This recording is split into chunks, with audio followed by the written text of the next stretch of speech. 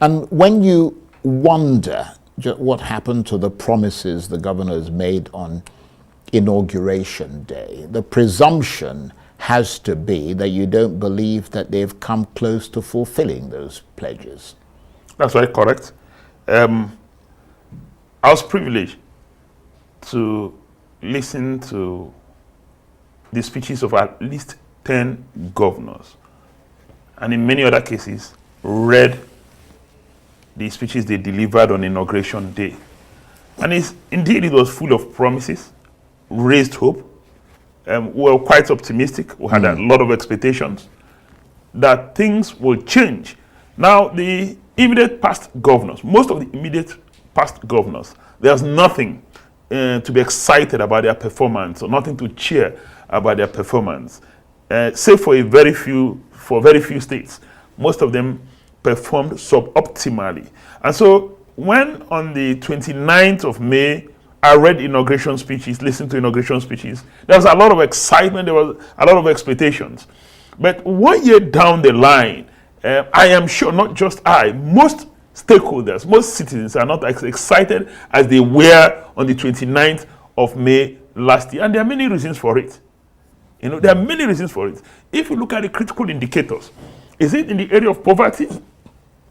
And there's this argument that states are not responsible for why we have high rate of poverty. Now, there's a study done by both the World Bank and many other development intervention agencies that has shown that poverty has progressed exponentially.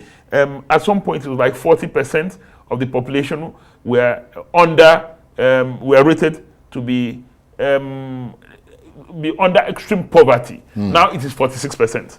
That's one indicator. Now, again, inflation rate is all-time high. Now, food inflation is above 40%. Month-to-month inflation is above 33%.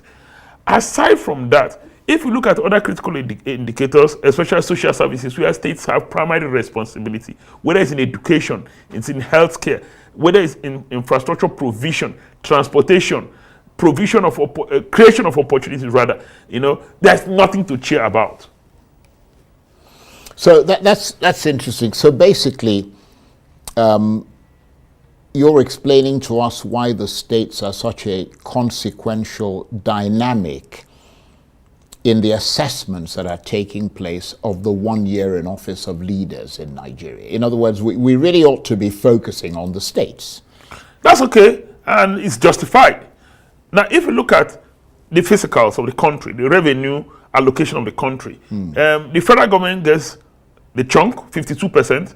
Now, cumulatively, the states and local governments get in the neighborhood of 47%. The states get about 26%, 26 points. Then the local governments get 20% plus. Now, but in reality, but a lot of that money doesn't really go to the local governments. Absolutely. In reality, that the way we're structured, local government is technically speaking an appendage of the states. Yes. So we can rightly say that the states get about 47% of the revenue. Now, if we're holding government to account for 52, the central government to account for 52% of the revenue, why shouldn't hold states to account for, even if it's the 26% or the 47%?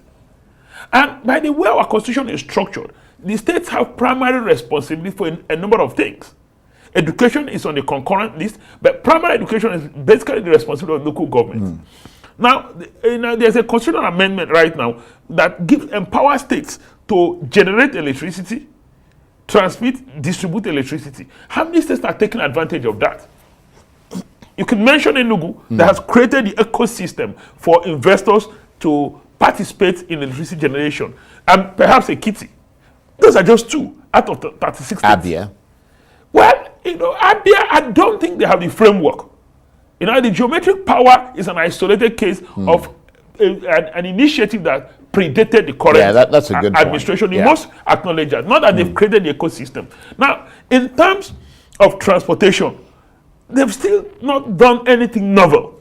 But why do you think these state governors are failing? I mean, are they just incompetent, lacking in sophistication, spectacularly corrupt? Or are they just consciously punishing their people? It's a cocktail of factors. And I can point out a few. Now, a number of governors clearly lack vision. Now, one responsibility of leadership is direction. You cast the vision, you show the people the way to go, and you put in place a program of action, a strategic plan to achieve those overarching objectives. Now, many states in Nigeria, what can you associate them with in the past 1 year? Akwamam seems to be doing very well in intervention in education. Enugu maybe is doing very well because they've set up an electricity ecosystem. They have the smart school initiative. Epo seems to be doing well even in the area of healthcare. They're intervening here and there, but not many states. Not many states. Niger and maybe Jigawa and Nasarawa seems to be doing well in agriculture. Nasarawa is taking advantage of the mining resources they have. Although Niger has a lot of security problems. Oh, Niger is facing and a lot that of gets security in the way. But you must acknowledge the fact that the government is making a lot of effort in the area of agriculture. But now we're talking about 36 states. Kano, yes, Kano may have done well in allocation of budgetary allocation to education. Now they've also done good budgetary allocation to healthcare, but we want to see it translate not just from budgetary allocation, translate to concrete reality. Absolutely. I think what I found most alarming but true about your article is that some states have simply not been able to demonstrate any meaningful achievements in any area. Majority of the states, not just. And perhaps more worrying, do not appear to be able to achieve anything or have a plan to achieve anything going forward, unless, as you pointed out, something drastic happens. What might that drastic thing be in your assessments that will help kickstart them into productive action? Now, it's never really too late to change course. If a state governor realizes that all along he's been motion without movement, and he clearly defines his vision, articulates a plan to realize the vision, and settle down to work, assemble a good team. And that's the challenge I observe with most state governors. They don't have a good team. And so I don't see a clear vision. You know, one of the things I did was going through the website of many states, looking at their budget. I will shock you. Not more than 10 states have their budget uploaded on their website. Now that speaks to transparency and accountability. Yeah, absolutely. They don't intend to be accountable for resources entrusted to their care. It's not their resources. Let me use Governor Eno More of Akwa Ibom. One of the conversations he had with me, he said, this is Akwa Ibom State, not Eno Umo State. And I said, that's good. That you come to that realization that these resources are not your own resources. They are resources belonging to the people. Now, what of internally generated revenue? What are they doing? Are we still looking up to the Federation Allocation Committee joint account just to go run to Abuja every month? What are we putting in place to generate internal revenue to sustain our states? And we've always said that many states are not fiscally viable. I've heard stories that Enugu moved from 30 billion monthly annual internal generated revenue to 280 billion. If that is true, good progress. But you see, we must strike a balance between, social services and taxation. We shouldn't overtax the people, not when we are literally in an economic crisis. Right. Inflation is all-time high. There's a high level of poverty. That translates to hunger. And we're not providing, the critical infrastructure to drive economic growth. And does that include your state, Rivers State, which has been locked in mortal political combat between the current governor, Sim Fubara, and the past governor, now Minister of Abuja, Nyesom Wike? Because many people believe that as a result of their feud, governance has ground to a halt in Rivers State. Do you agree or disagree? But the governor himself confessed that he actually started real governance not more than 6 months ago, and so he should be assessed by what he has accomplished in 6 months. That's governor's confession. But do you think that feud is definitely. getting There's in the no way way? it won't have impact. It's common sense. It will distract the governor. It will just distract key government officials. But I've noticed some progress lately, and I hope they're able to sustain the tempo. What do you reckon they do with all that money that you pointed out goes to them, the states? What do you reckon they do with all that? Yeah, but you've noticed lately that the allocation that goes to the states have increased tremendously, I'm sure you are aware. On the 13% derivation, there's been an Which River State gets a large chunk There's of. been an increase of about 115%. Now, aside from derivation, then the general revenue is anticipated that it will increase by over 200% before the end of the year, following the removal of fuel subsidy and a few other things here and there. So, but incidentally, there's an inverse relationship. As revenue is increasing, services are going down. The quality of services are going down, quality of living is going down, then poverty is also in the increase. So it's something that we need to interrogate and find out what's going on. More revenue, less projects. It's not like salaries of workers have been increased or wages have been increased. That's something that requires a study. What's going on? More revenue is coming to the states. They are doing less projects, making less impact. Do you think the citizens are also to blame for not demanding accountability? Absolutely. It appears our citizens are docile, I think they've weaponized poverty. I absolutely subscribe that they've weaponized poverty. So, I mean... And there's something about, literacy and holding government accountable. The more literate people you have, the higher the tendency to hold government Absolutely, accountable. I agree.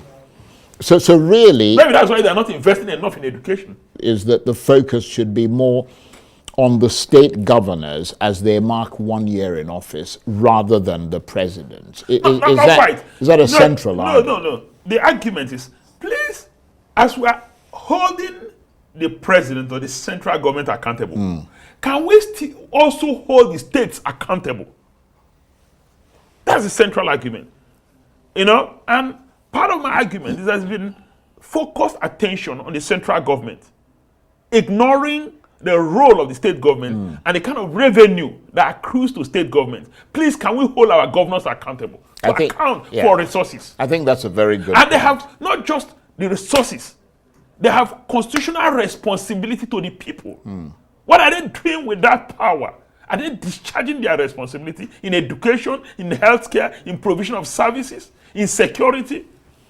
Nobody can say there's been drastic improvement in the area of security in many states of the country. And all they do is to push the blame to the center. That's not very correct. Yes, the president has responsibility for security, but they also have responsibility for security in their various jurisdictions. So after 1 year at both the federal and state levels, with majority of them, I mean, both the state and the federal government, run by your party, the APC, has democracy's image been redeemed or further damaged? Further damaged. In that 1 year? Yes, like I argued, and I've always argued, the people are beginning to lose faith in democracy, and leaders, political leaders, leaders in government, leaders in the opposition party must do something to redeem the image of democracy. Now, people are beginning to question whether democracy has capacity to deliver services, whether democracy has capacity to transform their lives for better. And that if we don't do something, then they will think that the other forms of government, is obviously better than democracy. And it's been proven, globally, that democracy is a superior form of governance. Our people are losing their patience. They can't be patient any longer. Poverty rate is high, hunger is high, all the negatives are high. Inflation is all-time high. I'm sure this is the highest we've had in the country. Inflation rate. Inflationary pressure is biting. And like they will say on the street, the rich also cry. And so you can't hold governors solely responsible. In fact, the entire practice of government is responsible for high rate of inflation. But again, the governors can intervene in diverse ways. Right. And one pattern I've observed is that most of them are even focusing on brick and mortar. Not very, very few are focusing on creating the ecosystem, that provide opportunities, economic opportunities for citizens to be meaningfully engaged so they can earn some solid livelihood and live a good life. So if you provide roads, let's assume without considering, you provide roads and nobody can own a car and use the road. What have you done? You build hospitals, they don't have access to healthcare. Address primary healthcare. And I've seen a few states do that. Give them access to primary healthcare. You reduce the pressure on secondary healthcare. And you may not even need so much to invest in tertiary healthcare. Now, in terms of education, invest in primary education. Like, I don't like to use any specific state to give example, but I must acknowledge that you can see what Enugu is doing with the Smart School project, preparing pupils for the 21st century, not just for the 21st century, in fact, for the next generation. I've seen Akwa Ibom put up model schools. But not many states are investing in education. Right. I've seen, some states, make, in fact, or your state is making a lot of intervention in education. Kanu, I must confess, they've got good budgetary allocation, like I said earlier, in the area of in the education sector. Okay. But we want to see these things translated, not just from budgetary allocation, which actually is statement of intent in reality. Let's see concrete results. Let's see more children who are in school, out of school children, get enrolled. Right. Let's see that performance in public examinations have improved. Let's see the quality of, students who leave secondary school. Okay.